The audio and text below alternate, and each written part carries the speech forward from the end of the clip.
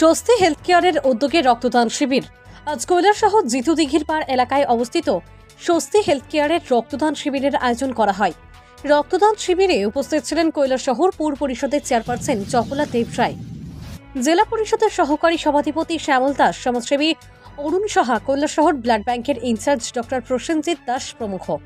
অনুষ্ঠানে স্বাগত বক্তব্য রাখেন স্বস্তি হেলথ কেয়ারের কর্ণধার ডক্টর সুমিত দাস। স্বাগত বক্তব্যে ডক্টর সুমিত দাস বলেন, রক্তের চাহিদা মেটাতে আজকের রক্তদান শিবির। হাসপাতালগুলোতে কিছুটা রক্ত শূন্যতার কারণে আজকের এই রক্তদান শিবিরের আয়োজন। আর তাই প্রতি 3 মাস অন্তর অন্তর তাদের নার্সিংহোমের পক্ষ থেকে রক্তদানের আয়োজন করার পরিকল্পনা রয়েছে। আর তাই সবাইকে রক্তদানে এগিয়ে আসার আহ্বান রাখেন ডক্টর সুমিত দাস। কৈলাসহর থেকে অনুপম পালের রিপোর্ট, RTV ত্রিপুরা।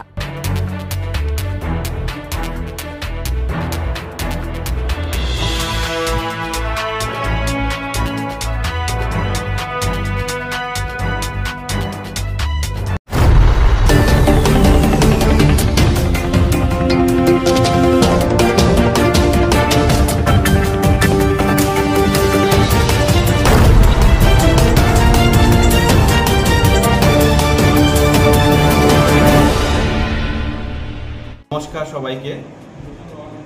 আজকে এই রক্তদান শিবিরে ডাকে সাড়া দিয়ে আপনাদেরকে আসার জন্য সবাইকে অনেক অনেক ধন্যবাদ। কৈলাসহর স্বস্তি হেলথ কেয়ারের পক্ষ থেকে আমি ডাক্তার সুমিত দাস। আমরা আজকে দিনে এই রক্তদান শিবির আয়োজন করেছি। আমরা দেখতে পাই আমাদের চিকিৎসা ক্ষেত্রে যে রক্তের জন্য অনেক সময় আমরা অনেক প্রাণ আমাদের হারাতে হয়।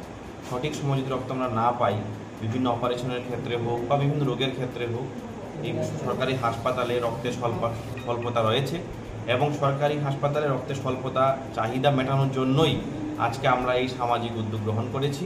আমরা আশা করব যে ভবিষ্যতে আমাদের এটা প্ল্যানের মধ্যে আছে যে আমরা প্রত্যেক 3 মাস অন্তর অন্তর একটা রক্তদান শিবির এখানে অনুষ্ঠিত করব।